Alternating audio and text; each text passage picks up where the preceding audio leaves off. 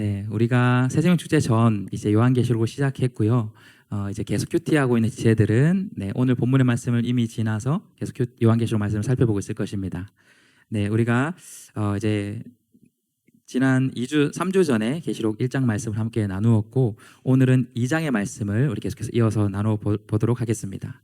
우리 3주 전에 말씀 나눴던 것들을 기억하면서 여러분 한번 기억해 보면 좋을 것 같은데 우리 말씀의 제목, 지난 3주 전 말씀의 제목을 기억하면서 요한계시록이 제가 어떠한 또 우리 성경 안에 책이다라고 이야기했던 게 여러분 기억나시나요? 요한계시록은 어떠한 것이다 라고 나눴었죠. 교회를 향한 예수 그리스도의 계시다. 그게 요한계시록이다라고 나눴습니다. 교회를 향하여. 네. 예수 그리스도께서 계시한 것이 요한계시록이라 그렇게 나누었습니다. 이 요한계시록은 그래서 여러분 누가 썼나요? 네, 사도 요한, 예수님의 사도 요한이 예수님께 받아서 그렇게 쓴 것이 요한계시록이었습니다. 요한이 이것을 쓸 때 어디에서 어떤 상황 가운데 썼다라는 게 여러분 혹시 기억나시나요? 요한이 반모섬이라는 곳에서 이 요한계시록을 기록했습니다. 반모섬은 여러분 어떤 곳이었나요? 지금은 그리스도의 휴양 도시가 반모섬입니다. 그런데 요한이 지금 이 기록물을 쓰고 있는 그 당시에는 어떤 곳이었을까요? 당시에는 로마가 지배하고 있는 또 그런 영토였는데 그곳에 어떤 사람이 거주했는가를 보니까 로마에서 아주 극악의 범죄를 저지른 그 범죄자들을 유배 보냈던 곳, 그곳이 이 반모섬이었습니다. 요한도 예수 그리스도의 복음을 전하다가 이제 유배가 되어서 지금 어려운 상황 가운데 있는 가운데 이 요한계시록을 쓰고 있었다라는 것입니다. 그렇다면 이 요한계시록을 예수님께 받아서 도대체 누구에게 쓰기 위해서 이 어려운 상황 가운데 이 편지를 썼을까요? 누구에게 썼을까요? 소아시아 지역에 있는 7교회. 그리고 이 7이라는 숫자, 요한계시록 사용하는 이 완전한 수를 통하여서 그 7교회에 뿐만 아니라 모든 교회를 향하여서 예수님이 어떤 것을 알려주기 위한 계시다라는 것을 우리가 함께 살펴봤습니다. 3주 만에 우리가 다시 나누니까 굉장히 새롭죠, 여러분? 네, 좋습니다. 제가 한 가지 그림을 여러분 좀 더 이해하기 쉽게 가져왔습니다. 당시에 그 소아시아 7교회의 위치 그리고 반모섬의 위치가 어땠는지를 한번 참고 사진을 띄워주실 수 있을까요? 네, 여기 이제 그림을 보면 지중해를 기점으로 해서 조금 더 위쪽으로 왼쪽 위쪽으로 가면 반모섬이라는 곳이 여러분 작게 섬이 보일 겁니다. 그 주위로 빨간색 지금의 튀르키예 이제 서남쪽 정도가 되겠죠. 저기에 당시에 소아시아 지역이라 불리면서 여기에 바울이 선교하여서 여러 교회들이 세워졌습니다. 그런데 지금 보시면 이 요한계시를 통해서 7교회를 향한 그 계시가 선포되는 그 순서를 보면 이 반모섬에서 가장 가까운 이 에베소 교회를 시작으로 해서 시계 방향으로 서머나, 버가모, 두아디라, 사대 이런 식으로 해서 시계 방향으로 해서 그 계시가 선포되는 것을 우리가 살펴볼 수 있습니다. 그래서 우리가 오늘은 그 가운데서도 가장 첫 번째 계시가 선포되는 도시, 교회 어디일까요? 어디일까요? 네, 에베소 교회를 향한 하나님 예수 그리스도의 계시가 어떠한 것인지 이 계시를 통해서 이 에베소 교회 그리고 뿐만 아니라 모든 이 땅에 예수님을 믿는 그 교회를 향한 어떠한 것을 하기를 원하시는지를 우리가 함께 말씀을 통해 살펴보도록 하겠습니다. 7교회를 향한 이 각 교회별로의 선포되는 메시지는 다르지만 예수님이 전하고자 하는 그 내용은 달랐지만 비슷한 패턴으로 이 계시들이 선포되는 것을 우리가 말씀을 통해서 살펴볼 수 있습니다. 먼저 이 패턴의 가장 첫 번째를 보게 되면 예를 들면 오늘 본문의 에베소 교회를 향하여서 그 계시가 선포될 때에 가장 먼저 1절을 보면 에베소 교회 사자에게 편지하라. 오른손에 있는 7뼈를 붙잡고 7 금촛대 사이를 거니시는 이가 이르시되 모든 교회를 향하여서 가장 먼저 계시를 선포하면서 얘기하고 있는 말씀은 예수님이 누구신지를 먼저 밝힙니다. 이 계시의 주체이신 바로 예수님이 어떠한 분인지를 먼저 교회별로 전하는 것이 이 계시의 교회를 향한 계시의 첫 번째 패턴의 특징이었습니다. 바로 오늘 에베소 교회를 향하여서는 오른손에 있는 7별, 이것은 마지막 바로 전에 1장 마지막 절을 보게 되면 바로 이 7별이라는 것은 바로 예수님의 사자다라는 것을 비유한다라고 또 이야기하고 있고요. 또 7금초대 사이를 거니시는 7금초대는 어떤 걸 비유한다고 했죠? 금초대, 바로 7교회를 상징한다고 했습니다. 그래서 이 교회를 거니시는, 교회와 함께 하시는 그 예수님이 에베소 교회에 이 계시를 보낸다라는 것을 분명히 처음에 그렇게 밝힌다라는 것이에요. 8절을, 오늘 본문은 아니지만 8절을 보면 서머나 교회를 향한 메시지가 선포될 때 그 시작도 마찬가지입니다.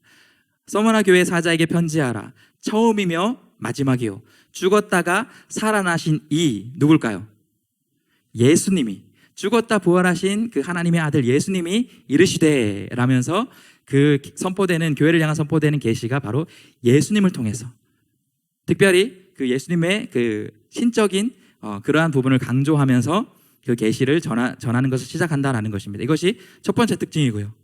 그리고 두 번째 특징은 조금씩 차이는 있지만 교회별로 계시가 선포되게 될 때에 그 교회를 향한 칭찬의 메시지가 선포되는 것을 보게 됩니다. 오늘 본문으로 치면 2절과 3절을 보면 에베소 교회를 향한 칭찬이 선포되기도 합니다. 그리고 그 다음에 4절을 보면 세 번째 특징은 교회를 향한 책망도 함께 하고 있다는 것이에요. 그런데 어떤 교회는 책망받지 않는 그런 교회도 있습니다. 서머나나 빌라델비아 교회 같은 경우에는 책망받지 않고 칭찬만 듣는 교회도 있습니다. 그런데 반대로 칭찬 없이 책망만 받는 교회도 있었습니다. 바로 마지막에 나오는 라오디게아 교회 같은 교회가 그러한 교회입니다. 이렇게 조금씩 차이는 있지만 교회를 향한 이 계시의 말씀을 통해서 예수님은 책망할 것을 전하면서 그 책망할 것을 돌이키기를 원하시는 뜻을 전하는 것이 이 편지의 주요 목적이었습니다. 그리고 또 다른 목적은 그들을 칭찬함을 통해서 그들이 계속해서 그 칭찬받을 만한 일을 힘써서 나아가는 교회가 되게 하기 위하여, 뿐만 아니라 그 교회뿐만 아니라 이 시대에 있는 우리 모든 교회를 향하여서도 그 칭찬받는 교회의 모습을 본받아 우리도 그렇게 살아가기를 원하는 뜻에서 이 교회를 향한 계시의 말씀이 선포된다는 것입니다. 그리고 마지막 네 번째 특징은 무엇일까요? 교회를 향한 그 계시의 마지막 부분을 보면 항상 조금씩 차이는 있지만 이러한 칭찬받은 일과 또 책망받은 일을 돌이켜 이 땅을 믿음 가운데 잘 살아내면 바로 그 교회를 향하여서는 영원한 생명과 영원한 상급과 영원한 축복이 교회와 성도들에게 전해질 것이다 라는 그 축복에 선언하는 것이 이 교회를 향한 서신의 비슷한 패턴, 이 네 번째 패턴의 특징의 모습이었습니다. 우리가 이 패턴을 잘 기억하면서 오늘 대표적인 이 첫 번째로는 에베소 교회의 그 선포되는 계시의 말씀을 함께 나누어 살펴보겠습니다. 에베소 교회에는 어떠한 칭찬의 모습이 있었는지, 에베소 교회에는 어떠한 책망의 모습이 있었는지를 우리가 함께 살펴보면서 나의 모습 가운데, 우리 공동체의 모습 가운데는 이와 같은 비슷한 책망받을 모습이 있진 않았는지 우리가 다시 한번 확인해보고 그것을 돌이키기를 결단하고, 또 우리에게도 칭찬받을 만한 모습이 있진 않았는지, 또 그 칭찬받을 모습을 어떻게 우리도 따라 행해야 할지를 같이 에베소 교회의 모습을 통해서 우리가 한번 결단하고 또 확인해 보도록 하겠습니다. 자, 말씀의 1절을 우리가 한번 먼저 살펴보겠습니다. 요한계시록 2장 1절의 말씀을 보면 이렇게 기록되어 있습니다. 에베소 교회의 사자에게 편지하라. 오른손에 있는 7별을 붙잡고 7금촛대 사이를 거니시는 이가 이르시되. 예수 그리스도는 이 교회의 사자에게 편지를 전하라라고 그렇게 이야기합니다. 여기 있는 교회의 사자라는 것은 바로 예수님의 메신저입니다. 천사라고 그렇게 또 우리가 해석하기도 하고요, 또 그 교회의 사역자를 의미하기도 합니다. 예수님은 교회에 예수님을 대신할 메신저들을 통하여서 편지하여서 그 교회의 예수님의 뜻을 지금 전하고 있다는 것입니다.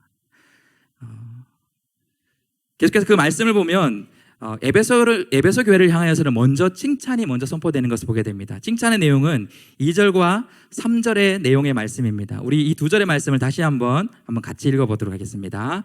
함께 읽겠습니다. 시작. 내가 내 행위와 수고와 내 인내를 알고 또 악한 자들을 용납하지 아니한 것과 자칭 사도라 하되 아닌 자들을 시험하여 그의 거짓된 것을 내가 드러낸 것과 또 내가 참고 내 이름을 위하여 견디고 게으르지 아니한 것을 아노라. 우리가 방금 읽었던 에베소 교회가 칭찬받는 이 모습과 내용의 모습을 살펴보면 이 에베소 교회와 그 성도들은 굉장히 성숙한 그런 신앙인의 모습을 가졌다라는 것을 우리가 확인할 수 있습니다. 그들에게는 여기서 얘기하고 있는 것처럼 게으르지 않고 수고하는 그런 신앙의 행위가 있는 그러한 교회와 성도들이었습니다. 또한 그들에게는 거짓 사도들의 거짓 가르침을 분별할 수 있는 그런 교회가 또 에베소 교회였다는 것을 우리가 확인할 수 있습니다. 당시 또한 그 에베소 교회뿐만 아니라 이 소아시아 지역뿐만 아니라 예수님을 믿는다라는 이유로 수많은 고난과 핍박을 받아야 됐던 것이 당시에 그리스도인들이 겪어야 되는 어려움이었습니다. 그런데 이 에베소 교회 성도들은 여기서 여러 번 거듭해서 이야기하고 있는 것처럼 그 핍박이 있음에도 불구하고 그의 고난과 환난이 심한 상황 속에서도 그들은 인내하고 참고 견딜 수 있는 그런 성숙한 그리스도인이었다. 그렇게 예수님은 이 에베소 교회 성도들을 지금 칭찬하는 것으로 시작하는 것을 보게 됩니다. 에베소 교회가 이렇게 성숙할 수 있었던 그 이유가 무엇일까를 살펴보게 되면 이 에베소 교회가 세워져 가는 과정을 우리가 좀 이해하면 이들이 그렇게 해서 성숙한 교회가 될 수 있었구나라는 것을 이해할 수 있습니다. 에베소 이 교회는 이 바울의 선교로 세워진 교회입니다. 그런데 바울이 소아시아역에 선교를 하면서 많은 교회를 세웠지만 특별히 가장 오랜 시간 동안 머물면서 말씀을 가리키고 집중적으로 선교 사역을 했던 것이 이 에베소 지역의 에베소 교회였습니다. 2년이 넘는 오랜 시간, 3년에 가까운 시간 동안 바울은 날마다 강론했다라고 얘기할 정도로 이 에베소 교회 성도들을 말씀으로 훈련하고 양육시키고 그들을 신앙적으로 세운 것이, 그렇게 세움 받은 것이 에베소 교회 성도들이었습니다. 그 이후에도 디모데라는 또 좋은 목회자를 통하여서 그렇게 성장하였고요.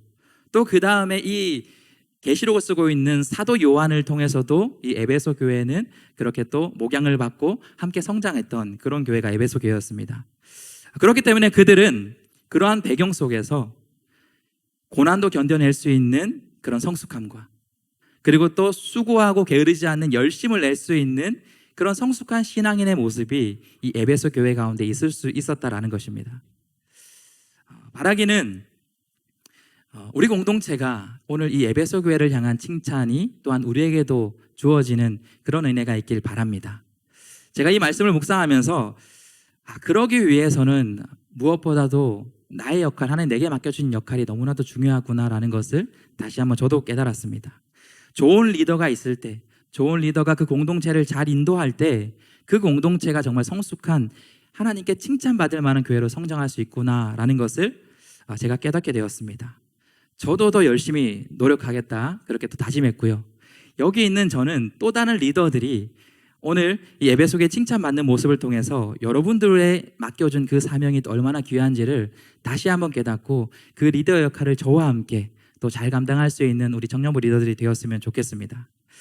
이렇게 칭찬을 받는 에베소 교회의 모습을 보면 또 부럽기도 하고 너무나 좋은 것 같아요. 그런데 제가 어떤 비슷한 패턴이 이 교회를 향해서 진행된다고 했죠? 칭찬도 있지만 하나님의 책망도 이 교회를 향한 그 계시 가운데 있다라는 것입니다. 에베소 교회에도 마찬가지였습니다.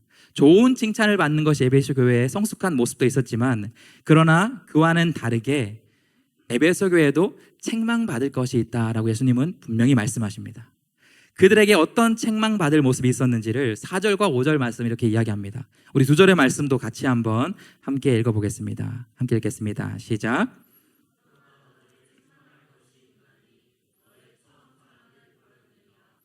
그러므로 어디서 떨어졌는지를 생각하고 회개하여 처음 행위를 가지라. 만일 그러하지 아니하고 회개하지 아니하면 내가 내게 가서 내 촛대를 그 자리에서 옮기리라. 에베소 교회 성도들은 인내할 수 있는, 믿음의 인내를 할 수 있는 성숙한 사람이었고 열심히 신앙의 행위를 할 수 있는 그런 성숙한 사람이었지만 그러나 그들에게는 책망받을 만한 큰 문제가 하나 있었습니다. 그것이 바로 4절이 얘기하고 있는 것처럼 교회를 향한, 예수님을 향한 처음의 사랑을 잃어버린 것이 또한 그들에게는 너무나 큰 문제였습니다. 그런데 일곱 교회 가운데에 이 에베소 교회와 굉장히 이 부분에 있어서 대조되는 또한 교회가 있다는 걸 우리가 확인할 수 있습니다. 바로 두아디라라는 교회였습니다. 우리 계시록 2장 18절을 보면 이 두아디라 교회를 향하여서 이렇게 기록된 것을 보게 됩니다. 제가 한번 읽어보겠습니다. 너는 두아디라 교회의 사자에게 이렇게 써라. 눈이 불꽃 같고 발이 청동처럼 빛나는 하나님의 아들이 이렇게 말씀하신다. 이 두아디라 교회를 향해 선포될 때도 그 가장 시작은 예수님이 어떠한 분인지를 분명히 이야기하는 것으로 시작합니다. 눈이 불꽃 같고 발이 청동처럼 빛나는 하나님의 아들, 바로 예수님이 이렇게 말씀하신다. 예수님의 그 신적인 권능의 모습을 설명하면서 두아디라 교회를 향하여서 예수님의 뜻을 전하는 겁니다. 그러면서 19절을 보면 그들에게 향한 칭찬이 이렇게 기록되어 있습니다. 나는 내 행위들과 사랑과 믿음과 봉사와 내 인내를 알고 너의 처음 행위보다 나중 행위들이 더 낫다는 것을 안다. 두아디아 교회를 향해서 칭찬하고 있는 모습을 보면 그들은 사랑과 믿음과 봉사와 인내가 있었는데, 그런데 그 모습이 처음 행위보다 나중이 어땠다라고 기록하고 있죠. 나중이 더 낫게 되는 믿음의 성장을 이루는, 사랑의 성장을 이루는 것이 두아디라 교회의 칭찬받는 모습이었습니다. 그런데 그와는 반대로 지금 에베소 교회는 그들에게도 너무나 성숙한 믿음에 칭찬받을 모습이 있었지만, 그러나 이 사랑이라는 부분에 있어서는 그들은 처음에 그 사랑을 잃어버린 지금 그러한 상황 가운데 에베소 교회 성도들이 놓여 있었다라는 것입니다. 예수님은 이것을 분명히 그들을 향하여 책망하고 계십니다. 오늘 우리의 모습 가운데 이 에베소 교회 같은 모습이 있진 않은지 우리가 다시 한번 우리의 스스로의 모습을, 우리 공동체의 모습을 돌아보면 좋을 것 같습니다. 신앙의 열심과 성숙한 좋은 모습은 있지만, 그러나 우리도 예수님께 책망받을 만한 처음에 그 사랑을 잃어버린 나의 중심과 마음은 있진 않았는지 우리가 오늘 말씀을 통해서 다시 한번 우리의 모습을 돌아보면 좋겠습니다. 이러한 책망을 받는 이 에베소 교회 또한 그러한 모습이 우리 가운데 있다면 우리는 어떻게 이 처음의 사랑을 다시 한번 회복할 수 있을까요? 우리가 오늘 말씀을 통해서 우리가 잃어버린 그 사랑을 어떻게 회복할 수 있는지, 예수님이 그 권면의 말씀을 가르쳐주는 것을 통해서 우리가 한번 그 답을 찾아보도록 하겠습니다. 5절의 말씀을 보면 예수님께서 그 잃어버린 처음의 그 사랑을 어떻게 회복할 수 있는지 이렇게 분명히 에베소 교회에게 알려주고 계십니다. 그러므로 어디서 떨어졌는지를 생각하고 회개하여 처음 행위를 가지라. 이 말씀을 통해서 우리가 첫 번째 확인할 수 있는 것은 어떻게 우리가 처음에 그 사랑을 회복할 수 있을까? 예수님은 첫 번째로 어디서 그 처음의 사랑이 떨어졌는지를 생각하라라고 분명히 말씀하십니다. 우리 1번의 대지를 그래서 같이 한번 이렇게 읽어보도록 하겠습니다. 함께 읽겠습니다. 시작. 예수님을 향한 잃어버린 사랑을 깨달아야 합니다. 우리가 처음의 사랑을 회복하기 위해서 가장 먼저 해야 될 것은 우리 안에 예수님을 향한 사랑을 잃어버렸다는 것을 인식하는 것, 생각하는 것이 그 회복의 출발점이 된다는 것입니다. 우리가 분명히 기억해야 될 것이 우리 기독교의 신앙, 예수님을 믿는 이 신앙은 사랑이 없는 그 행위만을 가지고 그렇게 믿음이라 얘기하지 않는 것이 우리 기독교의 신앙이다라는 것이에요. 사랑 없이 신앙의 행위에 열심만을 내면 그렇게 뭔가 되는 그런 종교가 아니다라는 것입니다. 우리가 예수님을 믿으면서 이렇게 신앙생활하는 우리의 믿음은 여러분 인격적인 신앙이 되어야 되고, 또 그 안에 인격적인 신앙의 핵심은 바로 사랑이다라는 것을 여러분이 기억했으면 좋겠습니다. 바로 그 인격적인 예수님과의 만남과 그 사랑의 신앙이 지금 나에게 있는지 생각해보고 점검해 보아야 한다는 것입니다. 이것이 우리 신앙생활의 가장 핵심이다라는 것을 우리는 분명히 기억해야 됩니다. 지금 나의 모습 속에서 사랑 없이 예배하고 있는 것은 없는가? 나의 모습 속에서 사랑 없이 봉사하고 열심을 내는 모습은 있진 않은가? 그것을 점검하는 것이 첫사랑을 회복하는 가장 출발점이 된다는 것입니다. 어제 제자훈련 1 우리 훈련을 진행했었는데요. 그 주제도 하나님의 사랑에 관한 그런 주제였습니다. 제가 이 사랑의 주제를 훈련으로 하면서 그런 질문을 던졌습니다.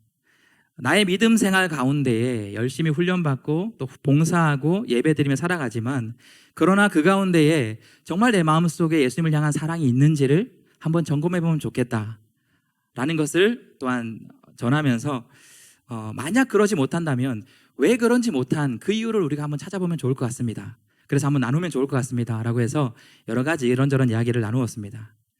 그런데 그 중에서 한 지체가 이런, 왜 내가 그런 사랑을 예수님께 드리지 못했을까 라는 것을 생각하면서 그 이유를 이렇게 찾아보았습니다.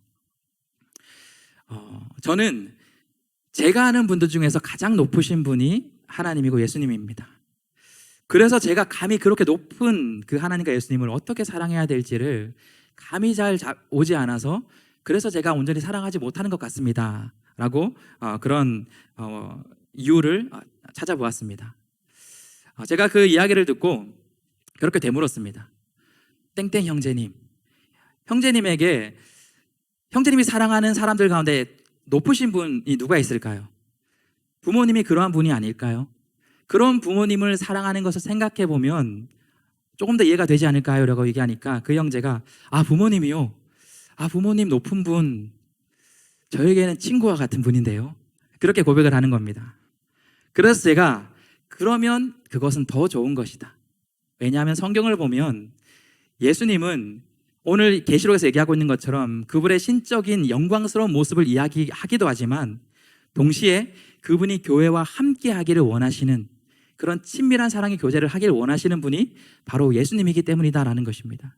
그리고 또한 성경의 많은 부분에 우리가 보게 되면 바로 예수님은 우리를 향하여서, 그 하나님이신 예수님이 우리를 향해 친구다라고 그렇게 고백하는 것을 여러 번 우리에게 얘기해 주기 때문입니다. 여러분, 그 말씀 중에 우리가 한 구절만 살펴보길 원하는데요. 요한복음 15장에 가면 14절과 15절을 통해서 예수님 믿는 사람들 향해서 이렇게 고백하는 것을 보게 됩니다. 우리 14절과 15절 말씀을 같이 한번 함께 읽어보도록 하겠습니다. 함께 읽겠습니다. 시작.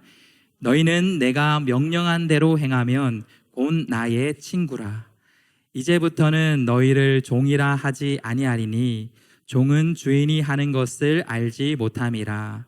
너희를 친구라 하였노니 내가 내 아버지께 들은 것을 다 너희에게 알게 하였음이라. 이 말씀에서 분명히 하고 있는 것처럼 예수님은 우리를 향하여 친구라 말씀하십니다. 가장 친밀한 관계, 가장 친밀한 사랑의 관계로 우리를 초청하는 것이, 예수님은 우리를 초청하는 방식이다라는 것이에요.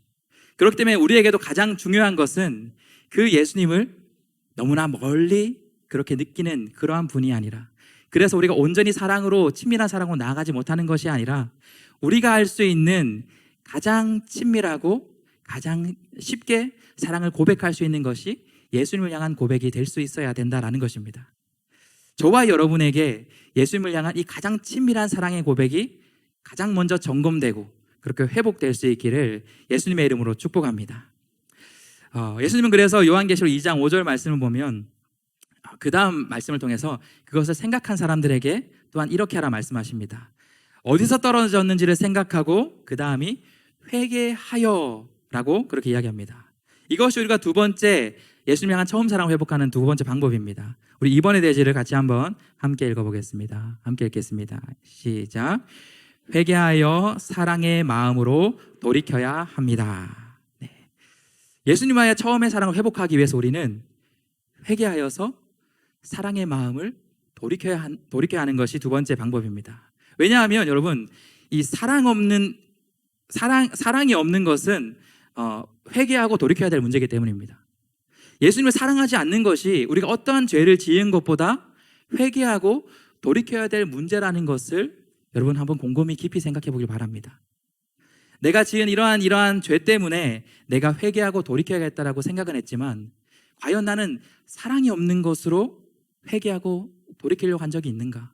그런데 예수님은 오늘 말씀을 통해서 그 사랑이 떨어졌는지를 생각하고 그 다음에 해야 될 것이 바로 회개하는 것, 그 사랑이 없는 것을 다시 돌이켜야 된다라고 분명히 우리에게 이야기하고 있다는 것입니다. 여러분, 사랑을 잃어버린 것을 다시 회개하는 것은 어떤 것일까요? 하나님, 예수님, 주님을 향한 사랑을 내가 잃어버렸습니다. 용서해 주세요. 그러한 것도 회개이지만 진정한 사랑을 잃어버린 것에 대한 회개는 바로 이러한 것일 것입니다. 예수님, 내가 그 사랑을 잃어버렸습니다. 이제는 그것을 돌이켜 주님을 사랑하는 것을 내가 잃지 않겠습니다. 주님 사랑하기를 내가 더 뜨겁게 사랑하겠습니다. 바로 이것이 우리가 잃어버린 사랑을 진정으로 회개하고 돌이키는 모습이 되어야 한다라는 것입니다. 사랑 없는 것을 우리가 깨닫고 그것을 다시 돌이키기를 원하여서 주님 앞에 진실된 사랑으로 고백할 수 있는 것이 우리의 입술의 고백이 되어야 한다는 것입니다. 왜냐하면 계시록의 말씀을 보면 예수님께서 이렇게 사랑 없는 것을, 사랑을 잃어버린 것을 책망하는 그 이유가 우리 단순히 꾸짖기 위함이 아니라 바로 그 책망하는 것을 통해서 우리가 다시 한번 그 사랑을 회복하여 주님과 더 깊은 교제 관계로 가길 원하셔서, 그래서 우리에게 알려주기 위해 책망하는 것이라는 것을 성경은 이야기하기 때문입니다.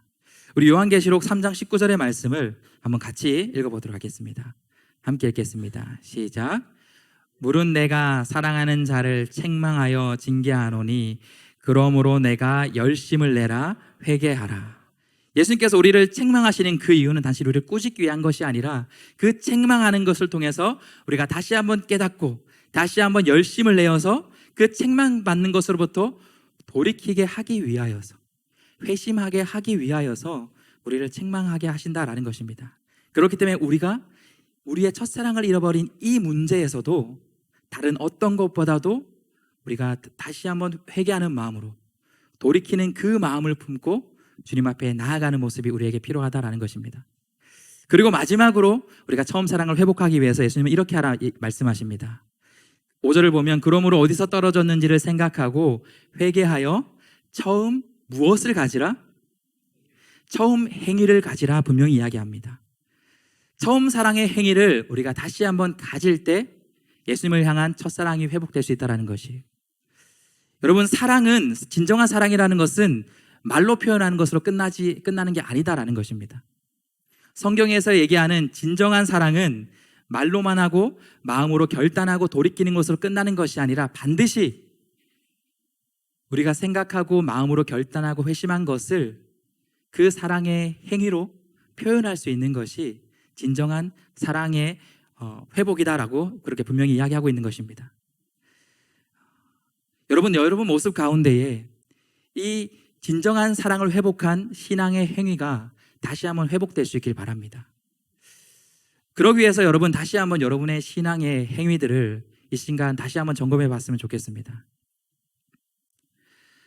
이 시간 예배하면서 또한 오늘 함께 찬양하면서 그러한 신앙의 행위는 내가 했지만 진짜 내가 처음 예수님을 사랑했을 때 그 사랑으로 했던 처음의 행위와 지금의 행위가 같은지 같지 않은지를 여러분 다시 한번 점검해 봤으면 좋겠습니다. 여러분들 지금 열심히 계속해서 봉사의 그 자리를 감당하고 있지만 여러분들이 처음에 예수님을 뜨겁게 사랑하여서 그렇게 기쁨으로 봉사하고 그렇게 계속해서 수고하고 애써도 지치지 않고 날마다 섬기면 섬길수록 더 충만했던 그 기쁨의 행위가, 그 처음의 행위가 지금의 내가 봉사하고 교회를 섬기는 그 행위와 닮아 있는지 또한 달라져 있는지를 다시 한번 점검해 볼 수 있길 바랍니다. 제가 여러분 요즘에 청년들 지체를 보면 정말 그 처음에 사랑의 마음을 품고 그 처음의 행위로 변화되어 가는 그런 지체들이 있다는 것을 보게 됩니다. 그 마음이 뜨거워져서 계속해서 교회를 더 섬기고 싶고 더 사랑하고 싶은 그 마음들을 제가 표현해 오게 될 때면 제가 너무나도 기쁘기도 하면서 한편의 마음속으로는 이 마음, 처음의 사랑의 마음으로 뜨거워진 이 마음을 하나님 잃지 않도록 하나님 그렇게 그 마음으로 끝까지 그 자리를 감당할 수 있게 해달라고 그 기도하는 마음으로 그 지체를 사랑의 마음으로 또한 바라보게 되는 것 같습니다. 그런데 그와는 반대로 제게 마음이 참 아플 때가 있습니다. 정말 열심히 수고하면서 그 자리를 너무나 잘 지키는 지체들, 쉬지 않고 성실하게 예배를 잘 나오는 그러한 지체들, 그런데 그 지체들의 모습 속에, 표현 속에, 마음 속에 주님을 향한 처음 사랑의 마음으로 그 처음의 행위들을 하고 있지 않은 것 같은 그런 지체들의 모습을 보게 될 때면 그것만큼 아쉽고 안타깝고 마음이 아픈 것이 없는 것 같습니다. 예수님의 마음이 바로 그와 같은 마음이다라는 것입니다. 아무리 교회를 향하여 수고한다 얘기할지라도 아무리 신앙적인 열심으로 그렇게 신앙 행위를 한다 할지라도 예수님 향한 처음에 그 사랑의 마음으로 처음에 그 순수했던 열정적이었던 뜨거웠던 그 처음의 행위로 하지 않고 있다고 하면 그것을 가장 가슴 아파하시는 그것을 회복하길 원하시는 분이 바로 예수님이라는 사실을 기억하며 처음에 그 뜨거운 사랑의 마음으로 처음 행위를 회복할 수 있는 우리 청년 여러분들이 될 수 있길 예수님의 이름으로 축복합니다.